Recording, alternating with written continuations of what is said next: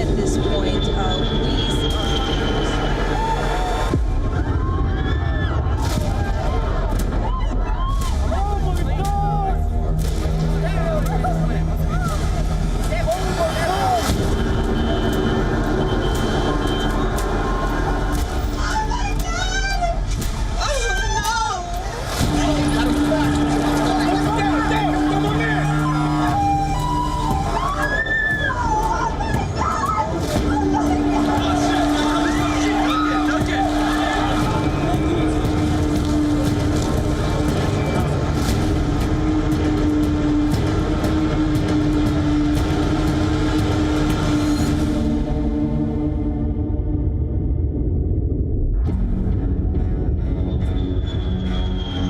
Terror attack on the World Trade Center Twin Towers on the 11th of September 2001, commonly known as 9/11, was the deadliest attack on US soil in American history.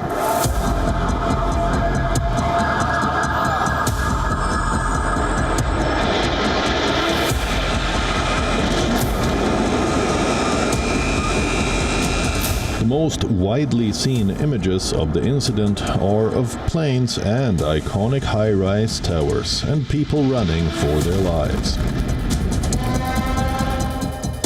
Remember the frightening visuals of two planes smashing into New York's World Trade Center. Nearly 3,000 American citizens were killed. More than 6,000 were injured. This 11th of September 2024 marks the 23rd anniversary of the 9/11 attacks. The Al-Qaeda plane hijackings were the biggest foreign attack on US soil since the shock attack at Pearl Harbor in 1941. The World Trade Center incident shattered the sense of national security that the US had since the end of World War II. We revisit the fateful morning of 9/11 and look at the happenings that unfolded that day. What were the targets? Who were the attackers? How did the US respond? What about the men accused of the conspiracy? And why is the case still in limbo? All these and more on this week of We on Wide Angle.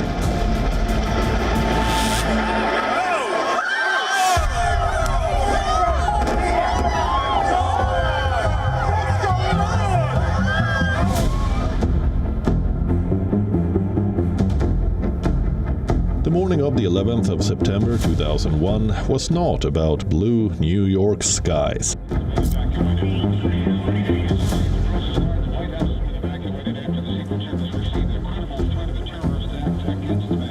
But about black ash, fire, and death.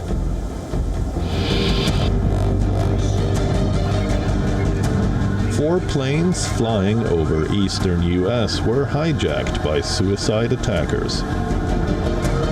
They used aircraft as guided missiles to crash into landmark buildings in New York and Washington, D.C. Let's revisit the timeline.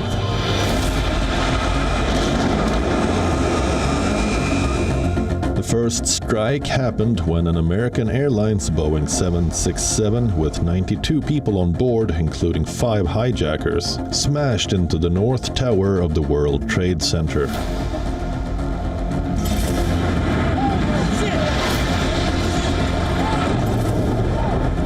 Leaving a giant hole in the building's facade. Thick smoke billowed into the sky from the tower's upper floors. The second tower was hit just a few minutes later.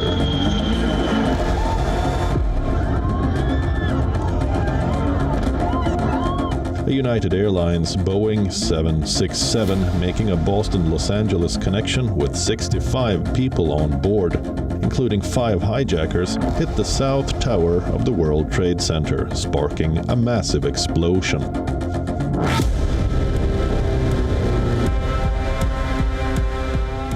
The third plane, an American Airlines Boeing 757, making a Washington-Dulles-Los Angeles connection with 64 people on board, including 5 hijackers, destroyed the Pentagon's western face, the U.S. military's giant headquarters just outside the nation's capital, Washington, D.C.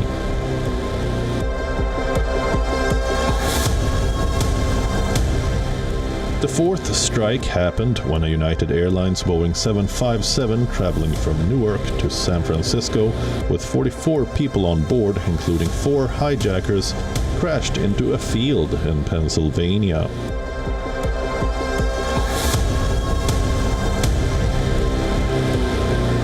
For the flight United 93, the hijackers' target was never clear, but with a further flying time of just 20 minutes to Washington, it has been suggested it was on course for the Capitol or even the White House.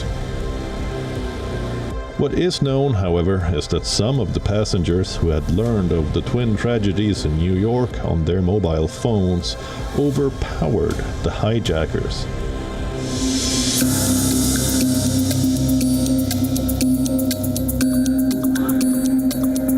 Terrorists killed 2,977 people. All 246 passengers and crew aboard the 4 planes were killed. At the Twin Towers, 2,606 people died, then or later, of injuries. At the Pentagon, 125 people were killed.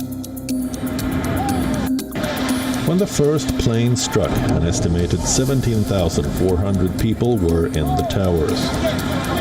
The Twin Towers of the World Trade Center crumbled like a pack of cards in a deluge of debris and dust. Nobody survived in the North Tower. 18 people in the South Tower escaped.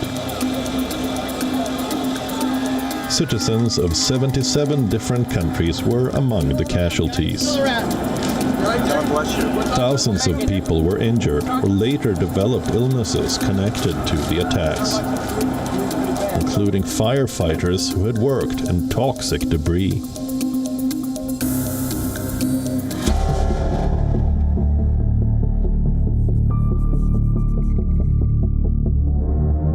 On the 48th story of a new office building, Bruno Dellinger looks down on what might have been his tomb. The site of the fallen World Trade Center in Lower Manhattan. Dellinger was working in Tower 1 on the morning of September 11th, 2001.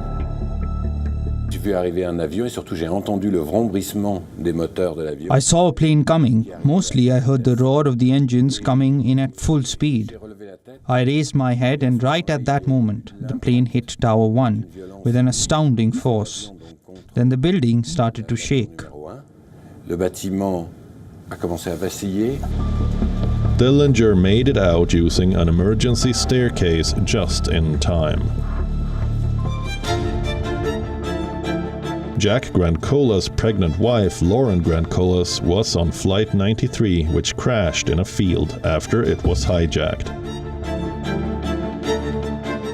All 44 people on board were killed. My name is Jack Grandcolas. My wife, Lauren Catuzzi Grandcolas, was on United Flight 93. This anniversary is big because it's 20 years. But every year it's a gut punch. There's no question. It's, we'll live with the scars the rest of our lives. Jack Grandcolas said he tried going to the annual memorial ceremony in Pennsylvania for the first 2 years, but found the experience overwhelming. Instead, he would now go for a walk on the beach, which his wife loved. Of the years, I would just try to do something quiet and solemn, understated. Lauren would have liked that. Go sit by the ocean. Go take a walk through the woods. Go for a bike ride. Maybe get on a sailboat. And then I would end the day by going down to her Lauren place in 4th Street and leave some flowers and note and read the notes and the flowers that other people had left in her memory. And I think that tranquility helped me get through that mounting pressure and anxiety of what they call an anniversary. To ease the pain of losing loved ones, many families donated belongings of victims to the 9/11 Memorial and Museum, located in the World Trade Center complex in New York City. Thousands of such personal artifacts tell the story of those who lost their lives. So we have a gravesite for her. We don't have a gravesite for Sean. Artifacts become very important. And artifacts are the facts that someone lived. They are the facts that you can touch. And for Sean, he had many sides to him. He was a great chef, but he was also a weekend carpenter. His tool belt and his tools were given to the 9/11 Museum. And to me and to our family, this is a very important side of Sean Rooney. This is his building side. He loved to do this. He built things, he constructed things.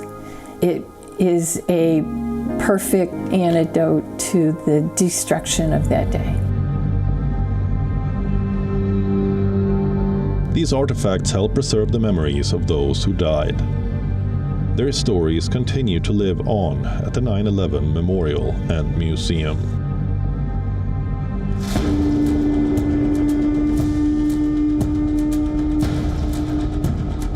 An Islamist extremist network called Al-Qaeda planned the attacks from Afghanistan, led by Osama bin Laden. Al-Qaeda blamed the US and its allies for conflicts in the Muslim world. 19 people carried out the hijackings, working in 3 teams of 5 and 1 of 4. Some of them had lived in the United States for more than a year and had taken flying lessons at American commercial flight schools. 4 were trained pilots.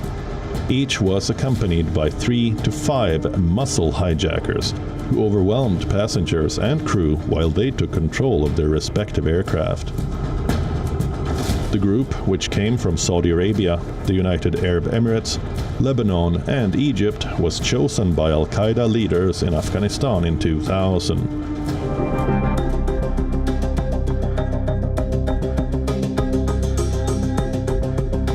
Osama bin Mohammed bin Awad bin Laden founded Al-Qaeda in 1988. He was from a wealthy Saudi family, but settled in Afghanistan to set up a base for his jihadist group. The Taliban ruled the country for 5 years between 1996 and 2001. Its leader, Mohammed Omar, formed ties with bin Laden as he plotted an attack on the United States. Although their ideologies differed, both groups' beliefs were rooted in extreme Islam and a hatred of the West.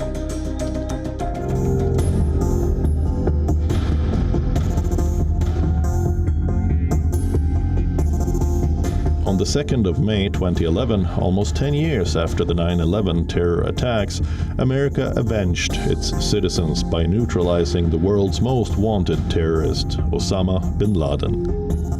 We recall the operation and the manhunt that led to it. After a decade-long manhunt, in the year 2010, the US intelligence agency was able to track a man who was one of bin Laden's closest couriers. He was found in a large, highly secured compound in Abbottabad, Pakistan. The compound's extensive security features prompted suspicion that it could be bin Laden's hideout.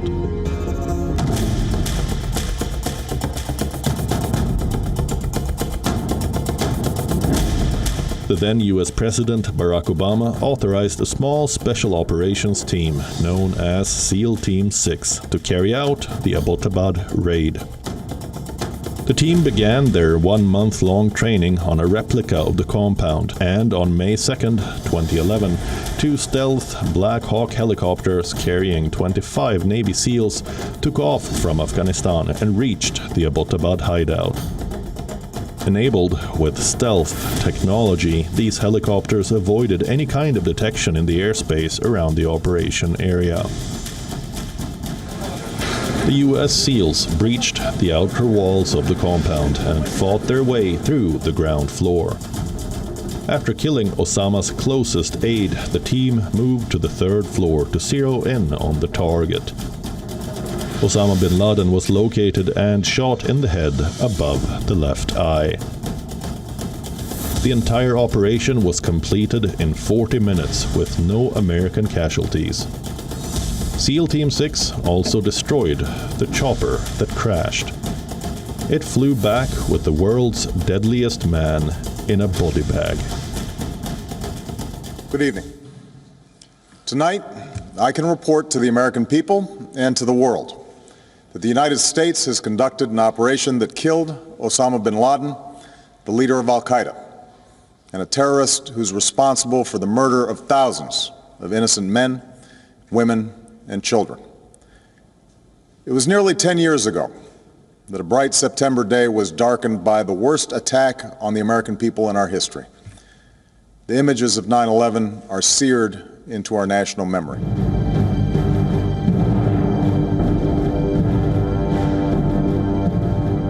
On the 5th of September 2024, ahead of 9/11 commemorations, the National Security Agency revealed aspects it never disclosed before. It opened up about its role in helping the US government track down Osama bin Laden, the Al-Qaeda founder and terrorist. In a new podcast series called No Such Podcast, current and former senior NSA officials who were involved in the search for Osama bin Laden describe how the highly secretive operation unfolded before culminating in the 2011 raid on a compound in Abbottabad, Pakistan, where bin Laden had hidden. Listen in. Let's start with that. Al-Qaeda communications. How do we discover and disrupt terrorist plots, targeting the U.S. or elsewhere? So we had leads. We could get leads from, let's say, materials that the 9/11 hijackers had used, that FBI had. We could get leads from other agencies and so on. And we recognized that this was such a complex problem that we weren't going to be able to do it by ourselves. And Intel is like building a jigsaw puzzle, certainly. But it's a jigsaw puzzle with a twist. And what I mean by that, this particular jigsaw puzzle, you may have a few pieces on the table in front of you. You may have some on the carpet. The dog's eating some. Some are on the other side of the street. Some are on the other side of town. Some are at the bottom of the ocean. Some don't exist. Your job as an Intel analyst is to find as many of those pieces as you can, by whatever methodology you can, working with partners or others.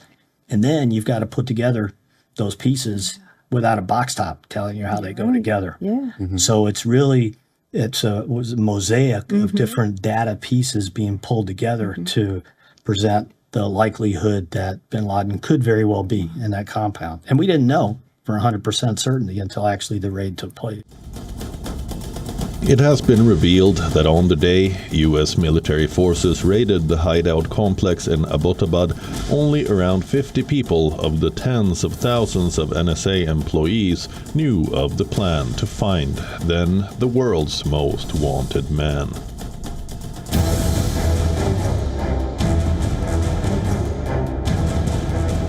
While Osama was considered the mastermind of the attacks, Pakistani terrorist Khalid Sheikh Mohammed was the operational planner. Mohammed came up with the calculated innovation of using hijacked planes to attack the United States. And Al-Qaeda provided the personnel, money, and logistical support to execute the operation. Regarded as one of Al-Qaeda chief Osama bin Laden's most trusted and intelligent lieutenants, Khalid Sheikh Mohammed had dedicated his life to plotting against the West. Mohammed, also known by his initials KSM, was captured in Pakistan in March 2003. He then spent 3 years in secret CIA prisons, before arriving in 2006 at the U.S. Navy base in Guantanamo Bay, Cuba.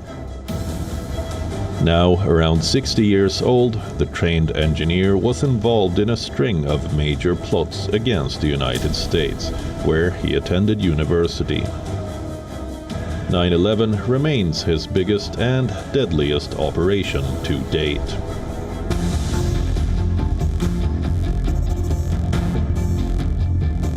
20 years after Khalid Sheikh Mohammed was arrested on the 31st of July this year, he and 2 accomplices reached a deal with prosecutors, which would have reportedly seen them avoid a death penalty trial. Such a proposal was detailed by prosecutors in a letter last year, but divided the families of people killed in the 9/11 attacks, with some still wanting the defendants to face the gallows. After beginning negotiations in March 2022, the 3 men agreed to plead guilty to all charges, including the murder of the people listed in the charging sheet. But 2 days later, Pentagon Chief Lloyd Austin revoked plea deals with 3 suspects. This is what Lloyd Austin said in a memorandum addressed to Susan Escalier, who oversees the Pentagon's Guantanamo War Court. I have determined that in light of the significance of the decision to enter into pretrial agreements with the accused, responsibility for such a decision should rest with me. I hereby withdraw from the 3 pretrial agreements that you signed on July 31st, 2024 in the above referenced case. That's not all. Austin overruled and removed the military judge who oversaw the deal. The government faced the difficult challenge of advancing a case that had stalled over the 2 decades since Mohammed's capture in Pakistan in 2003. The military trial against Mohammed and his alleged co-conspirators was delayed for years, as the US tried to determine how to handle the issue of torture used against Mohammed and others at secret CIA prisons. The issue posed a legal problem for prosecutors about whether evidence obtained through torture was admissible in court. The trial was set to begin in January 2021. But delays brought about by the resignation of 2 judges and the coronavirus pandemic pushed the date back again. The Biden administration has made it a priority to close the Guantanamo Bay detention facility in Cuba, where the defendants are currently held, repatriating several detainees who were no longer considered significant threats to national security. But dozens of detainees, like Mohammed, remain in the facility.